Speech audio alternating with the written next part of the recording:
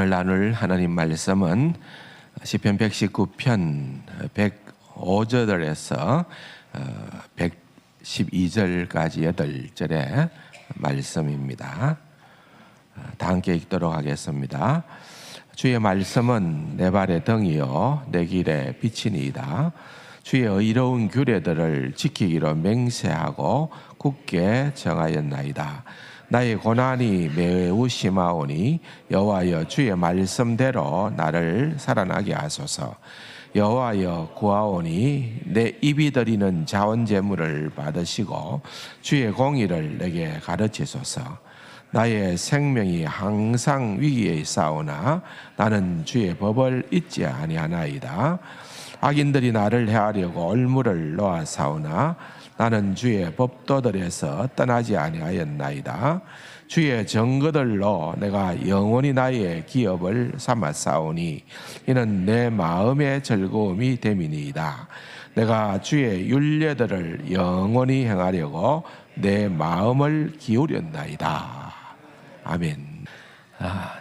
오늘은 시편 119편의 14번째 연을 다루는 시간입니다. 14번째 연을 다루어야 되기 때문에 또 한번 그림을 보겠습니다. 히브리 말로 된 이 105절에서 112절은 어떻게 되어 있는가 한번 여러분 눈으로 한번 확인을 해보죠. 14번째 연의 다 첫 글자는 눈이라고 그렇게 발음을 합니다만은 영어로 말하면은 N이 되겠죠. N. 지난번에 13번째 연은 맴이라 그러면 맴. 영어로 말하면은 M이죠. M 자인데 이번에 14번째 연은 전부 다 저 빨간색으로 된 첫 글자의 발음은 눈이라고 그렇게 발음을 하는데 저것이 곧 영어로 말하면은 이제 N자에 해당되어지는 말입니다. 그래서 14번째 연은 다 히브리어 알파벳 14번째 단어인 눈으로 8절 모두가 시작되어 있다. 그렇게 여러분들이 이해를 하시면 되겠습니다. 닫아도 되겠습니다. 그런데 우리가 12번째 연에서 다루었던 것이 주님의 말씀은 또 주님의 율법은 주님의 말씀은 정말 하늘과 땅 천지에 그야말로 견고하게 서 있는 하나님의 말씀입니다 라고 그렇게 다루었습니다. 세월이 아무리 흐른다고 하더라도 또는 세상이 아무리 바뀐다 하더라도 절대로 변치 않는 것은 하나님의 말씀이라는 거죠. 하나님의 말씀은 굳게 서 있다. 그래서 그 하나님의 말씀, 그렇게 견고한 하나님의 말씀은 도대체 우리에게 어떠한 역할을 하느냐. 지난 13번째 연을 다루면서 그 하나님의 말씀이야말로 우리로 하여금 원수, 우리의 대적보다 더 지혜롭게 하고 우리의 스승보다 더 명철하게 하고 또한 노인, 장로라는 말이죠. 노인보다도 더 명철하게 우리에게 지혜를 공급해 주는 것이 곧 하나님의 말씀이다라고 하는 것을 다루었습니다. 그냥 하나님의 말씀이 지혜롭다라고 하는 것으로 끝이 나서는 안 되죠. 하나님의 말씀은 우리로 하여금 그저 똑똑하게 만들어준다는 것으로 끝나는 것이 아니라 궁극적으로는 우리의 삶을 변화시키는 거죠. 이 하나님의 말씀의 지혜는 삶을 변화시키는 힘이 있다고 말을 하는 거예요. 그러기에 이제 오늘 살펴보게 되는 이 14번째 연에서부터는 무슨 고백을 시인이 하고 있는가 하면은 그 말씀이 나를 변화시키니까 당연히 나는 말씀을 따라서 살겠습니다. 나는 말씀을 따라서 살겠다는 거죠. 그래서 여러분 106절을 보면은 주의 의로운 규례들을 지키기로 맹세하고 굳게 정했다 그러죠. 112절에 보면은 내가 주의 율례들을 영원히 행하려고 내 마음을 기울였다 그랬습니다. 여러분 어떤 느낌이 듭니까? 그냥 내가 맹세했다, 그냥 내가 결심했다, 내가 마음을 정했다, 그런 정도가 아니라 이것은 아주 단호한 결단을 얘기하는 거예요. 뭔가 이제 이 말씀대로 살아야만 되겠다. 왜? 이 말씀대로 살아야만 내가 살 수 있으니까. 이 말씀을 빼놓고는 세상에 그 어떤 것이 다 충만히 갖추어져 있다 하더라도 나는 그것은 결단코 잘 사는 인생이라는 생각을 할 수 없으니까. 눈길이 하나님의 말씀에 고정이 되는 거죠. 삶을 변화시키는 경건한 삶을 살고자 하는 그러한 의지가 발동되는 거죠. 말씀으로 기울어진다는 거죠. 말씀으로 기울어진다. 그래서 여러분들이 이 말씀이 여기에 등장하는구나 라고 그렇게 생각하는 말씀이 나오죠. 105절의 말씀입니다. 다 같이 다시 한번 읽어볼까요? 주의 말씀은 내 발의 등이요 내 길의 빛이니이다. 여러분 많이 들어봤죠? 많이 익숙한 말씀입니다. 이 말씀이. 근데 이 말씀이 시편 119편 105절에 있다는 것은 또 몰랐을 수도 있을 거예요. 근데 이 말씀이 너무 중요한 거예요. 아마도 제가 느낌상으로는 이 시편의 저자는 이 말씀을 정말 품고 아껴두었다가 이제 그때가 되었다, 이제 이걸 끄집어내야 되겠다 하고 끄집어낸 것이 105절이지 않겠느냐. 주의 말씀은 뭐라고요? 내 발의 등이요 내 길의 빛이니이다. 짧은 말씀이잖아요. 이 정도는 다 외울 수 있겠죠? 옆에 사람하고 눈을 부릅뜨면서 한번 외워보십시오. 주의 말씀은 내 발의 등이요 내 길의 빛이니이다. 그래서 데렉 키드너와 같은 신학자는 이 얘기를 합니다.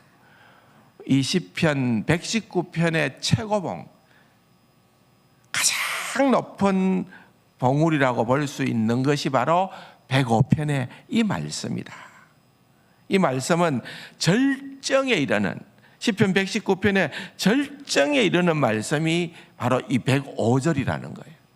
그래서 여러분들이 이 105절이 여러분들에게 정말, 이제 그동안 우리가 지난 8월 달부터 시편 119편을 가지고 공부를 했는데 이제 드디어 그 절정이 온 거예요. 절정이 왔는데 아이고 하나님 말씀이 너무 시시하다, 너무 재미없다, 그래서는 안 되고요. 이제부터는 진짜 이 하나님의 말씀이 내 삶에, 내 인생에, 여러분 성경에 보면은 우리 인생을 광야로도 그렇게 묘사를 하지만은 또 다른 묘사가 길입니다. 길, 그죠? 인생은 길을 가는 거예요. 여정이에요. 그래서 우리가 그 유명한 전번연에 뭐라고요? 철로 역정이라는 거죠. 단거리 코스가 아닙니다. 100m 정도 달리는 것이 아니라 이것은 긴 긴 길을. 근데 그 길은 어떤 길일까요? 산전수전 공중전까지도 치러야 하는 그런 험난한 그런 인생의 길을 걸어가야 되기 때문에 여러분, 우리는 누구도 자신할 수 없습니다. 그런데 하나님께서 우리를 창조하시고 우리를 구원하시고 그냥 네 한번 마음대로 살아봐라, 그것이 아니고 하나님께서 우리에게 진정한 삶의 길라잡이로 말씀을 주셨다는 거예요. 이 말씀, 주의 말씀은 내 발의 등이요 내 길에 빛이나이다. 이것을 그냥 암송하는 것이 아니라, 그냥 한 귀로 듣고 흘러보내는 것이 아니라, 이게 우리 몸에 그냥 사무치도록 배어져야 되는 거예요. 그래서 언제든지 내 삶에는 하나님의 말씀이 기준이 되어져야 한다는 것입니다. 여러분, 등이라고 하는 것은요, 밤에 필요한 거잖아요. 밤에. 여러분, 우리가 인생길을 걸어갈 때에 언제든지 낮에만 걸어갈 수 있나요? 일상적이지는 않다 하더라도 우리는 어두운 밤길을 걸어가야 될 때가 때때로 있지 않습니까? 그럴 때에 정말 우리의 앞길을 밝혀주는 그러한 등이 필요한 거죠. 영적인 의미로도 마찬가지입니다. 우리가 이 어두운 세상을 걸어가면서 무엇이 옳고 무엇이 틀린 것이고, 무엇이 진리이고 무엇이 비진리인지, 무엇이 참이고 무엇이 거짓인지를 분별할 수 있는 능력이 우리에게는 온전히 없어요. 그렇기 때문에 하나님의 말씀만이 내 발의 등이요 내 길에 빛이 됩니다. 그렇게 고백하는 거예요. 여러분, 우리가 아는 것처럼 이스라엘 백성들이 출애굽을 했을 때에 출애굽기 13장에 보면은 여호와께서 그들 앞에서 가시면 낮에는 구름 기둥으로, 밤에는 그들의 길을 인도하시고 밤에는 불 기둥으로 그들을 비추사 낮이나 밤이나 진행하게 하시니 낮에는 구름 기둥 밤에는 불 기둥이 백성 앞에서 떠나지 아니하니라. 그렇죠. 여러분, 하나님께서 이스라엘 백성들을 향하여서 이 구름 기둥, 정말 장렬하는 그런 태양열로부터 이들을 보호해야 되기 때문에 우산을 들어준 거죠. 구름 기둥으로. 또 밤이 되면은 광야라는 것이 기온이 급속도로 떨어지기 때문에 추위로부터 그들을 지켜줘야 되기 때문에 하나님께서 불기둥으로. 그래서 이게 불기둥, 구름기둥이라고 하는 것은 두 가지 기능적 역할을 하는 것 같아요. 하나는 인도하심, 또 다른 하나는 보호하심. 이게 같이 가는 것 같아요. 특별히 오늘 우리가 읽은 이 말씀, 주의 말씀은 내 발의 등이요 내 길의 빛이다 라고 그렇게 고백하고 있는 이 말씀은 특별히 후자에 더 강조점이 있는 것 같다는 느낌이 들어요. 보호하신다. 하나님께서 우리의 인생길을 물론 인도하시지만은 참 불안하잖아요.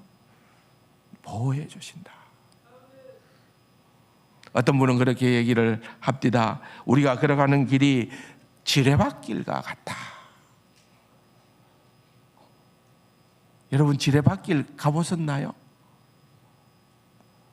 군생활 전방에서 하신 분들은 아마 가끔씩 그런 경험들을 했을 겁니다. 저도 전방에서 군목 생활을 할 때에 큰 사고가 났어요. 지뢰가 터져가지고. 정말 옛날 일인데, 제가 1989년도 일인데 잊지를 못하는 거예요. 여러분, 이 가을이 되면은요, 전방이 거기는 아무도 손을 안 대니까 얼마나 아름다운지 몰라요. 갈대가 바람에 휘날리는 그런 갈대밭을 보면은 너무 아름다워요. 그런데 딱 전방에는 길만 내놓고 옆에는 다 이걸 뭐라 그래요? 이거 펜스를 칩니다. 그리고 미확인 지레지대라고는 팻말을 붙여놔요. 근데 늘 그 길을 오락내리락 하다 보면은 감각이 무뎌져요. 너무 예쁘니까 우리 서대원들이, 서대장하고 우리 사진 한 카트만 찍자. 이 갈대밭에서 1, 2m도 안 들어갔을 거예요. 그런데 지뢰를 밟은 거죠. 여러 명이 현장에서 죽고 다치는 그런 일이 일어나는 거죠.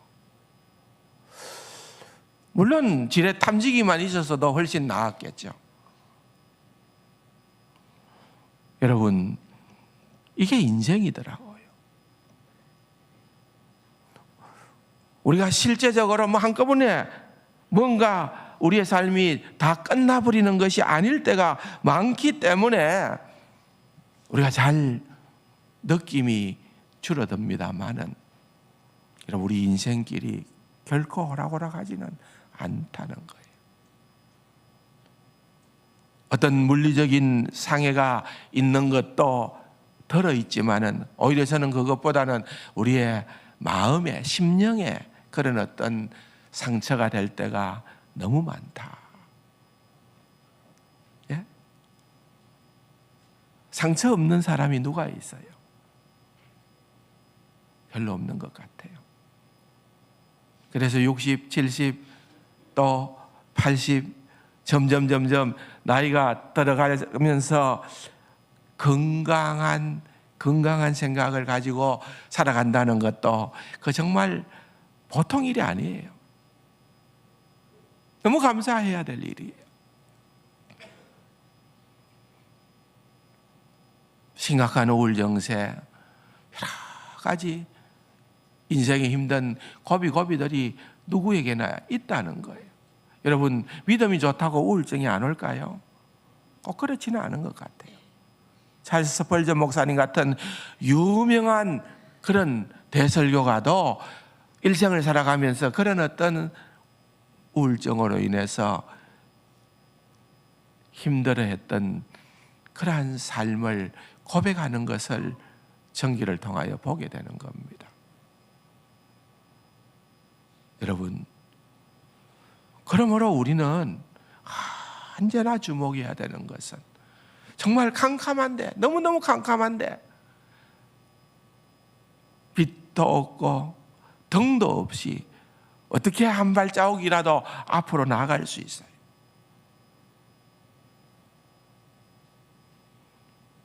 정말 하나님의 말씀에 은혜가 아니면은 내 인생을 살아간다는 것이, 한 발 디딘다는 것이 그게 얼마나 쉽지 않은 일인가를 우리는 알아야 된다는 것입니다. 반면에 주님의 말씀이 언제든지 나와 함께 할 때는 우리는 정말 너무너무 행복한 인생을 살게 되는 거예요. 그런데 우리가 좀 조심해야 될 것이 있습니다. 뭐든지 성경만 들이대면 되는 줄로 생각해서는 안 돼요. 내가 인생을 살아가면서 하나님이 내게 어떻게 하라고 하시는지 세부적인 그런 지침을 하나님의 말씀을 통하여서 나는 얻기를 원합니다. 결코 못 얻을 거예요. 제가 생각할 때에는. 쉽지 않아요. 불가능해요. 왜? 하나님의 말씀이 그걸 말하지 않습니다. 여러분, 똑 점 보러 가는 것처럼 신앙생활을 하면서 하나님 내가 이 남자하고 결혼할까요? 이 남자하고 결혼할까요? 예? 하나님, 내가 지금 지하주차장으로 내려가는데 하나님 좌회전 할까요? 우회전 할까요? 어디에 주차 공간이 나올까요? 하나님, 나 지금 로또 복권 하나 사고 싶은데 하나님 번호를 몇 번호로 일러주실래요? 그건 아니라는 거죠. 우리가 신앙생활을 그렇게 한다는 것은 그것은 그냥 성령님을, 그냥 하나님의 말씀을, 그거는 내가 사용하는 거예요. 사용하는 거. 근데 하나님의 말씀이든 성령님은 우리가 사용하는 것이 아니라는 걸 알아야 돼요. 사용의 대상이 아닌 거예요. 사용하려고 들 때에는 우리는 어려움에 봉착하게 되어진다는 것입니다. 우리의 결혼 문제, 우리의 직장 문제, 대인관계의 문제, 사업에 관한 것, 이런 구체적으로 중요한 결정들을 해야 될 그런 순간순간들이 있지요. 그런데 여러분, 우리가 그럴 때마다 또한 기도해야죠. 하나님의 지혜를 간구해야죠. 하나님의 지혜를 얻지 말라는 말은 아닙니다. 하나님의 말씀을 통해서 지혜를 얻어야죠. 그런데 여러분, 우리가 무엇을 구체적으로 세부적으로 선택하기 위해서 하나님의 말씀을 붙들고 기도하는 것이 아니라, 우리는 하나님의 말씀을 통해서 기준점을 잡는 거예요.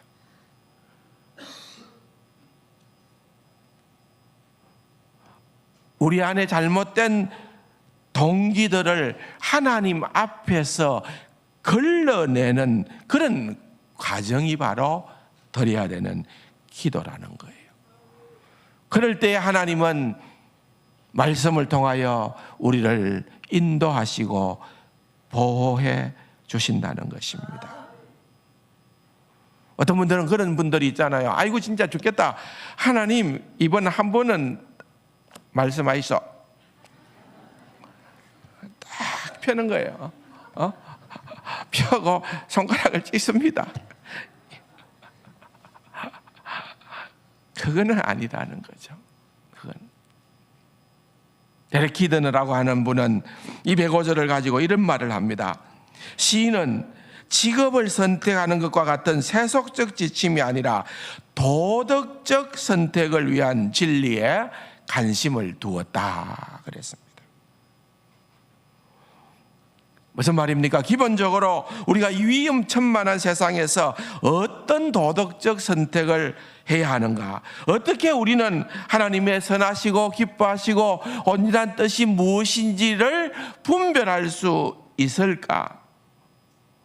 성경을 통하여, 말씀을 통하여 우리는 하나님의 기뻐하시는 뜻을 분별하게 된다는 것입니다. 이것이 바로 하나님께서 우리를 인도하시고 보호하시는 방식입니다. 시편 18편에 보면은 주께서 나의 등불을 켜시며, 주께서 나의 등불을 켜시며 여호와 내 하나님이 내 흑암을 밝히시리라 그랬습니다. 여기에 등불이라고 하는 것은 어떤 의미로 사용되어졌느냐 하면은 구원, 승리, 피난처가 되시는 하나님의 약속을 얘기하는 것입니다. 우리 모두는, 하나님의 자녀된 저와 여러분은 누구나 예외 없이 등불이 필요하다는 거죠. 등불이 있으면은 내가 원하는 대로 갈 수 있어가 아니라는 거예요. 그런데 등불이 있으면은 하나님이 원하시는 그 방향을 알 수 있다, 그 말이에요. 이게 중요한 것 같아요. 저는 내가 원하는 거가 아니라는 거죠. 주님이 원하시는 것. 그래서 시편 56편에도 보면은 주께서 내 생명을 사망에서 건지셨음이라. 주께서 나로 하나님 앞 생명의 빛에 다니게 하시려고 실족하지 아니하게 하지 아니하셨나이까 그랬습니다. 실족하지 아니하도록 사망에서 지켜주기 위하여 하나님께서 우리를 생명의 빛으로 다니게 하셨다, 그 말입니다. 생명의 빛, 말씀의 빛, 이게 진짜 빛이에요. 근데 이 세상에는 진짜 빛보다도 가짜 빛이 있는 거예요. 그건 뭘까요? 세상의 지혜입니다. 그러므로 늘 우리는 긴장해야 돼요. 세상의 지혜로 우리가 오염되지 않도록 오직 하나님의 말씀에 탄탄한 기반을. 왜요? 세상 지혜가 아무리 충만하다 하더라도 이거는 홍수와 같은 거예요. 홍수는 마실 물이 아니잖아요. 세상의 지혜는 여러분 바로 그런 것들입니다. 우리는 반면에 성경으로부터 지혜를 얻는 것입니다. 출발선상이 달라요. 대단히 중요합니다. 왜냐하면 세상의 지혜는, 세상의 학문은 어디서부터 출발합니까? 첫째는 무신론입니다. 하나님이 없다는 데서 출발하잖아요. 그러니까 하나님과 하나님의 본성에 대한 어떤 동의도 하지 않는 것이 세상의 지혜입니다. 세상의 지혜는 우리 인간이 뭐든지 할 수 있다. 인간이 신이 될 수 있다. 인간이 너무나도 강력한 자들이다. 그 말은 무슨 말일까요? 인간이 타락했고 인간이 부패했다는 것을 동의하지 않는 거예요. 여러분, 무신론자와 인간이 부패했다는 그러한 사실을 인정하지 않는 출발점에서 비롯되어지는 그러한 지혜와 그러한 학문이 어떻게 우리를 바른 길로 인도할 수가 있다, 그 말입니까? 불가능합니다. 물론 일반 은혜의 차원에서 세상의 지혜가 부분적으로 맞는 것은 있지만은 저는 근본을 얘기하는 거예요.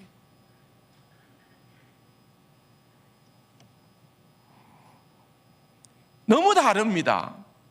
하나님의 말씀을 통한 인생관, 세계관, 가치관 이런 것들이 형성되지 않으면 그냥 우리는 세상적 그런 가짜 지혜로 빠지게 된다는 거예요.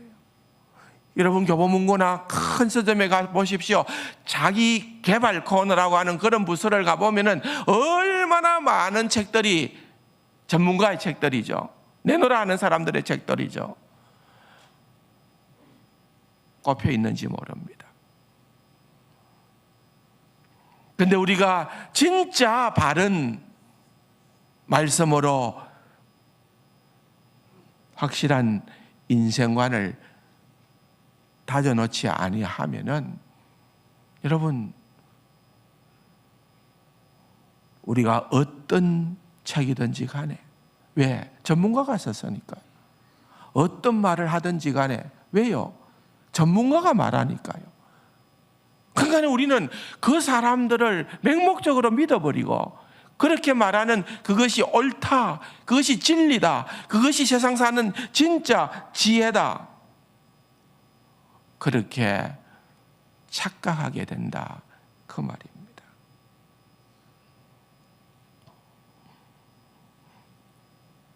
이 고백이 정말 중요한 고백이라는 것이 느껴집니까? 주의 말씀은 내 발의 등이요 내 길의 빛이니이다. 이거 외에는 없다, 그 말이에요. 이거 아니면 다 어두워진다. 우리 인생을 살아가면서 우리의 삶에는 고비가 있습니다. 풀어야 할 숙제들이 있습니다. 막 취직을 해서 직장생활을 시작하는 사람들에게는 풀어야 될 고비가 있을 것이고, 막 결혼한 사람에게는 결혼생활에 고비가 있을 것이고, 또한 막 자녀를 낳은 사람에게는 육아에 그러한 어려움도 있을 것이고, 아이들이 학교를 다닐 때에, 사춘기를 겪어갈 때에, 아이들을 결혼시킬 때에, 우리 인생의 노년기를 맞이할 때에, 여러분, 우리가 다 풀어가야 되는 숙제들이죠. 근데 문제는 우리가 이것을 사전에는 한 번도 경험하지 못했다는 거죠. 그렇게 가는 거예요, 그렇게. 그러니까 우리는 전문가의 이야기에 귀가 솔깃하게 되기가 쉽다는 겁니다. 시편 119편을 통하여서 우리에게 정말 사무치도록 전번녀는 그 피 속에 말씀이 흐른다고 얘기했던 것처럼 말씀을 먹어치우듯이 성경의 사람이 되어서 하나님의 말씀으로부터 지혜를 얻고 살아가는 것이 진짜 그리스도인이다. 그것입니다. 과거는 옳았는데 지금은 아니라고요. 과거는 하나님의 말씀은 진리였지만은 지금은 하나님의 말씀은 신화에 불과하다고요. 그렇지 않죠. 하나님의 말씀은 영원한 진리인 줄로 믿으시기 바랍니다. 그렇기 때문에 그 비밀을 맛보았기 때문에 알았기 때문에 106절에 주의 의로운 규례들을 지키기로 맹세하고 굳게 정했다. 여러분, 이건요 자신만만해하는 그런 표현이 아닙니다. 내가 오만한 결심을 얘기해. 나는 맹세해서 내가 정해서 나는 할 거야. 나는 하면 돼. 그런 얘기가 아니에요. 그걸 어떻게 할 수 있느냐? 그 다음 107절을 보면은 나의 고난이 매우 심하오니. 여전히 지금 시인은 고난 가운데 있죠. 그런데 여호와여 주의 말씀대로 나를 살아나게 하소서. 그러니까 결국은 내 자신감이나 자기 확신이 아니에요. 결국은 주님의 은혜를 기대는 겁니다.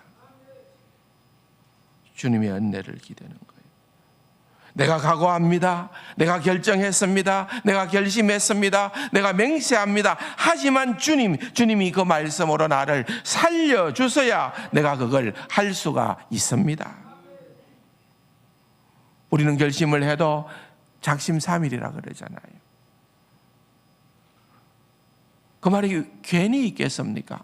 우리가 결심을 해도 끝까지 못 가는 경우가 많다 이겁니다. 여러분, 언제 주로 신앙적인 결심을 합니까? 성구영신 예배 때. 성구영신 예배가 되어지면 여러분들 다 나와서 상당히 아주 결의에 찬 모습으로 새로운 한 해에는 나는 주님 앞에서 이것 하겠습니다. 그런데 한 해가 마감되어지는 그 시점에 와서 돌아보면은 여러분, 그 결심대로 제대로 된 적이 얼마나 있었습니까? 쉽지 않죠. 왜? 인간은 그런 자들이기 때문에 그렇습니다.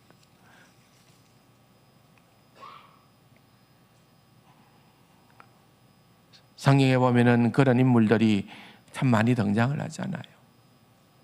베드로도 그렇고, 내가 주와 함께 죽을지언정 주를 결단코 부인하지 않겠습니다.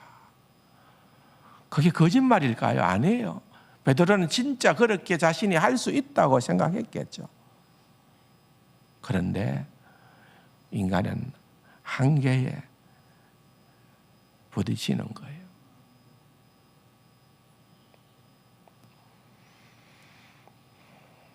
사랑하는 성도 여러분, 오늘 이 시편 119편의 14번째 연의 전반부를 살펴보면서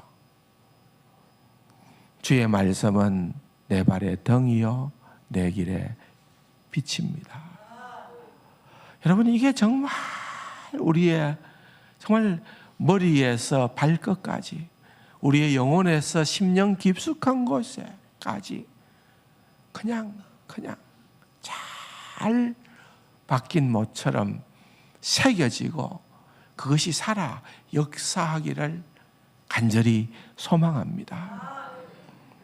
여러분, 찬송가 한 장 부를 터인데 321장을 한번 불러보겠습니다. 그런데 321장에 보면은 날 대속하신 구주께인데, 나 구주 위에 살리라 내 기쁨 한량 없으리.